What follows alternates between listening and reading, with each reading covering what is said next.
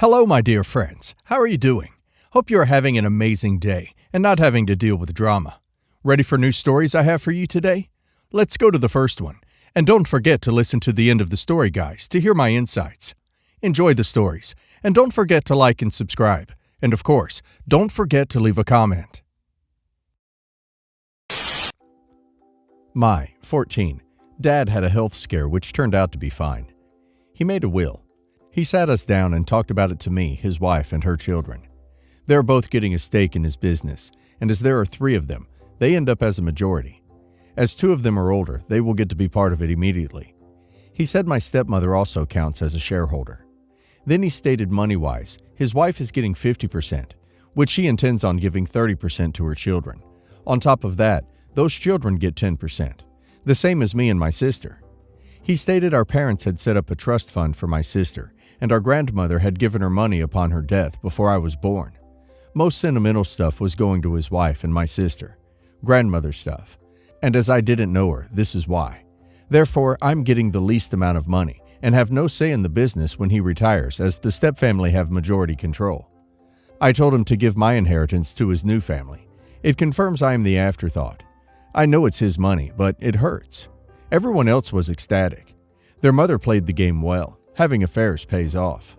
Am I in the right to be upset and reject this insulting inheritance? Edit. I told all of them during this family meeting. He said he would ask again when I was 16 if I wanted it. He doesn't have to give you anything, and he isn't even dead yet. If you feel the same way when he is dead, give it to charity. Fighting about it while he's still alive is gross. You're the a-hole. His money, his decision. You don't get much say in what he does with it, as he is writing his will. Had this been spending money, it's a different story. All rejecting it does is burn that bridge even more, and at the end of the day, make your life more difficult. Are you sure this is the hill you want to die on? Not the a-hole. He can do whatever he wants with his money. In a situation where he leaves you with far less than anyone else, you're going to be hurt. The benefit for you is Dad has told you that you need to learn to be independent. You'll have to work hard and learn so you can take care of yourself. Everyone else can mooch off him and blow through his money, but you'll be able to go live your own life without worrying about the family business or taking care of family interests. You could go away for university, get a job that interests you more, live anywhere. My mother has been an entitled bee to my entire family since we were kids. She has done so much to us, it is hard to even know where to start. Such as putting bills into our names before we were even 16, ducking up all of our credit, demanding money from us all the time. Most recently, demanding money from me prior to my wedding last year for her to have a vehicle, or else she wouldn't allow my father, true, or brother, false, as he says he could have found a way there himself, to come, claiming that my brothers have stolen things from them, having my father steal from us and forge my name on a paycheck so they can get money, claiming my 8-year-old nephew, at the time, beat her and my dad, and so on. My mom's always had a knack for being able to manipulate me by using my dad's well-being against me, saying he won't have pain meds so she can get money, saying he will have to walk for miles with his painful spinal injuries, etc., by comparing me to my brothers, claiming they won't help her, and crying to me, etc. Most recently, however, and the final straw for me, was that last year my wife's family, generously, offered to have her use their family cottage for a week, during which time my parents ended up royally pissing off the neighbors by not cleaning up their dog crap, taking out a boat only for my dad to pass out on one of their docks, and having the boat slam into it, according to the neighbors, trying to start a fire under the cottage's porch, being rude and obnoxious, etc. Well, after that, my wife's grandmother, who owns the cottage, told them they could only go up to the cottage if someone in their family went with them, me and my wife, or someone else. They said fine, but then that grandmother died last year, and my wife's mother and uncle inherited it. So, in the middle of spring, my mom tried to find out if they can go up for a week, and we tell her that we can't take time off for a while to go up with her. She turned around and said that she thought that we didn't need to go up with him anymore, as the grandmother was dead. Anyways, after telling them that's not how that works, the rules are still in place, she said okay and eventually hung up. Skip forward a few weeks, and she calls again asking if we could plan a weekend where we could all go up together. And me and my wife say sure, we just have to work it out with our jobs and with my wife's parents. They thought that we could just go up any time that we were all free though, because they asked why we had to ask her parents. Again, not my wife's or my property. In addition, by the end of the conversation, it was clear that she also thought that she could bend the rules previously mentioned by having us up there for the start of the trip and finish off a week with just them there. I confronted her on this, and she said, "Well, we would feel like we were being babysat if you guys had to come with us the entire time." At this point, I'm just thinking, B, you would be being babysat by us. That's the point. You've proven to my wife's family that you all need to be under supervision there, and are lucky that they will allow you back at all. After she hangs up, though, I think it's been resolved, until a couple days later when she texts me asking for my wife's mother's number so she can talk about the restrictions and such, which upset my wife because she was already being rude to us about everything, and so my wife did not want to give my mother her parents' phone number for her to harass them, nor should she have to. So she texted back saying that she wasn't allowed to give it out. Shortly after, we went to the movies, only for my mother to send me a text saying, "We can't get Hannah's mom's number. What the duck have you been saying to them about us?" My wife, trying not to cause more conflict, then sent them a message saying she would have her mother call them to talk. Well, this further devolved that night into us saying, "Duck all the niceties," as my mother started texting me replies like, "We should have never had kids," and "I should have thrown myself down the stairs when I was pregnant with you." So after the accusatory message saying, "What the duck are we telling my wife's family about them?" I haven't responded at all and have blocked their number. My wife stopped talking to them after the final message of her saying she would have her mom call mine. It amazes me when I and others have to deal with family members taking advantage of their relationship to family members to be able to get them to do something, and even more when they use their relationship to that family member to manipulate a third party like one of their friends, or in this case, a kind of fourth party like my wife's mother. I mean, who the duck thinks they are entitled to their children's wife's family's property? I shouldn't be as surprised as I am, though. After all, she used to hit my friends up for money and rides in high school and college. I will say, though, that things have been a lot less stressful since my mother has been out of the picture for us, and things between my brother's families and I have never been better. Sucks for her, though, as I was the last one out of her 4 sons that wanted anything to do with him. I'm surprised you put up with it for as long as you did. You're a much better person than I. I'm shocked you still have a relationship with your parents. Your father is just as bad as your mother, enabling her and supporting her in her awful behavior towards you and your family. If my parents were like yours, I'd move, change my numbers, and block them everywhere. You must be a truly forgiving and kind person to put up with that. My fiancé and I just cut people out of our lives. We both have massive families, and people learned very quickly that after being blocked on all communication methods, you treat us with respect. We burned many bridges, but thankfully our friend and family networks were large enough to take the dump. Simplified my family friend network, core group of... I come from a South Asian background. In my culture, families tend to live in multi-generational homes with their siblings, which is nice, but can also create a sense of entitlement to other people's things. My immediate family, parents and brother, grew up in the U.S. since I was in first grade.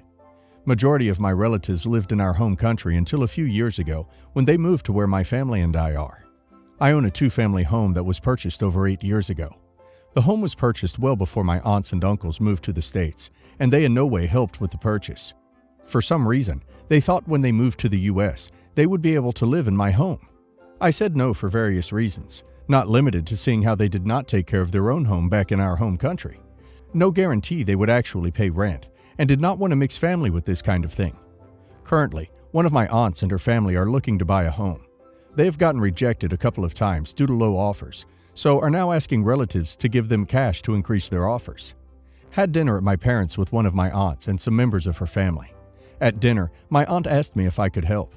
I told them I cannot. We have a wedding to pay for and our own goal of purchasing a new home in a few years. Aunt responded by saying, "You really don't have any extra money? Doesn't your significant other have inheritance that she could use to help us out? You didn't let us live in your home, and we had to rent out elsewhere, so you should at least help us out here." To that I answered, "Just because we have money saved up does not mean we want to give you $20,000. The money we have saved up is for our own goals and emergencies. As far as my significant other's inheritance, that really isn't your business, since it's not really even my business. That's significant other's inheritance, and not an emergency fund for people to use." For context, the only reason why my aunt knows about my significant other's inheritance is because my significant other mentioned it to my mom once when talking about her grandparents, who the inheritance is from. She never mentioned an amount. My mom must have mentioned it to relatives. Not the best idea for my mom to do. None of them even know the actual amount of the inheritance. Funniest part about all of this is that I don't even like these relatives. Only reason why I keep in touch or help out with other things, job applications, help with schooling, taking cousins to the movies, is because my mom asked me to just see them once in a while, and because I do care about my cousins, who shouldn't be blamed for their parents' crappiness. If they were decent people, we would try to help. However, they are generally selfish and entitled. If we offered a lower amount than requested, they would just act pissy about it. Then you are right to offer them nothing. Tell them significant other's inheritance was only $1,500, and they will stop drooling over it. If they got rejected for low offers, then they need to start shopping in their true budget. Not your problem at all. My 36, stepsister, 25, Kaida, was a burnout. It was hard on all of us to deal with, and she did treat us horribly. Dad, technically my stepdad, if it matters, tried really hard to help her, but she would just lie and steal. It got to the worst point when she stole from Dad while he was in the hospital, and Mom disowned her. After he passed, Kaida finally realized that she had an issue and needed to leave Dee and the jerk that took advantage of her. We had always been close, and when Kaida came to me, I helped her. It's been an extremely difficult 5 years, but she's now 3 years sober. Kaida's made so much progress, and I'm really proud of her. She's even trying to pay us back for everything she's stolen. I understand that she hurt our family a lot, and they don't have to forgive her. Even after all her efforts to get sober and pay her back, Mom won't forgive Kaida.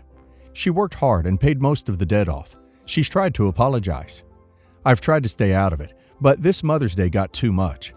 Kaida came over to drop off a Mother's Day gift. She didn't say anything other than Happy Mother's Day. She didn't try to come in or beg forgiveness. She didn't even mean to be seen when she dropped it off. But Mom was horrible and basically told her she doesn't have a daughter and doesn't want anything unless it's the money, and just threw the gift away. I tried to stay out of it, but when I got home, Kaida was a wreck. She's tried so hard and come so far. It's just not right for Mom to be so cold. Like, she doesn't have to forgive her, but have some compassion for your daughter. I ended up trying to talk to Mom about it, but it went terribly. She basically told me to stop coddling her, and I got mad. We fought pretty bad. I honestly think it's disgusting, especially when she's been sober for so long now. She shouldn't be punished for eternity, especially not in that disgusting way. I did tell her Dad would be ashamed, and that the least she can do is accept a ducking Mother's Day gift. No one is saying to take a ducking holiday with her. Mom thinks I'm just babying her, and that I'll end up regretting it. My other siblings think I'm a major a-hole, and that I'm being a horrible son. Apparently, I should be on her side instead of that burnout B. That even Dad wouldn't forgive what she did. I think they're being unfair and unreasonable. They don't have to forgive, but she doesn't need to treat her that way. It's just disgusting. She's still human. She's still family. It's been 5 years. She's nothing like she used to be. I believe I'm right, but I don't mean to hurt Mom, and definitely don't intend to hurt Dad's memory. You're the a-hole. If your mother isn't ready to forgive Kaida, why would she even come over? Coming over to someone's home uninvited and unwelcome is a recipe for disaster.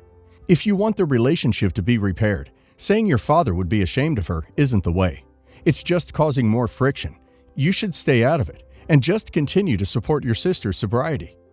You don't get to decide other people's relationships. Your stepsister screwed over a lot of people, and it was not okay. It will never be okay. Your mom may take longer than you to actually accept her back into her life, if she even decides to. That's her decision. You and Kaida need to stop trying to get your mom to have a relationship with Kaida. Kaida needs to focus on her own recovery and continue to grow without her stepmom. You need to stop trying to act like you know what your stepdad would do, or what others should do or not do. You're the a-hole. Good for your stepsister for being sober for 3 years, but it will never erase the crappy things she did when she was using. And I'm guessing you only know half the crap she did. I'll, 48 male, start off by saying my son Peter, 25, has a big heart. He always has. It's gotten him into trouble quite a few times. A little over a year ago, he met June, 23. She was 12 weeks pregnant at the time. Father no way in sight. Peter and June moved really fast. She was living with him just 4 months later. He told me that he was going to help her with the baby, which I was on the fence about, as they had just met, but also figured it's not my business, and it's honorable of him to want to help his girlfriend with her baby. June had a baby girl, Cadence, 6 months ago. Peter has been heavily involved in her life. Recently, he proposed to June. We went to their place to celebrate the big news. That's when my wife asked if Peter had plans to adopt Cadence. June and Peter avoided the subject, and my wife let it drop, figuring it may be tricky, especially if Cadence's bio dad didn't want to relinquish rights. Later on, after Cadence was put to bed, June and Peter admitted that he wouldn't have to adopt Cadence, as he's on the birth certificate. I asked, wasn't that fraud? He said after speaking to a lawyer, even if it made it to court, there's no legal repercussions. Their reasoning for doing this is Peter will have equal say in Cadence's life. If for whatever reason they broke up, he'd get custody. I instantly thought, and he'd be on the hook for child support, but I stayed quiet. My wife asked if they planned on telling Cadence the truth, and they said yes, it won't be a secret. The bio dad is also aware and doesn't care as he has no desire to be a dad. I don't think that June is trying to get money out of him. She actually comes from a wealthier family and works for her dad's company. I genuinely believe they just love each other, but to me, this is a recipe for disaster. I tried to let it go. Then Peter stopped by the house for something, and we got to talking about Cadence.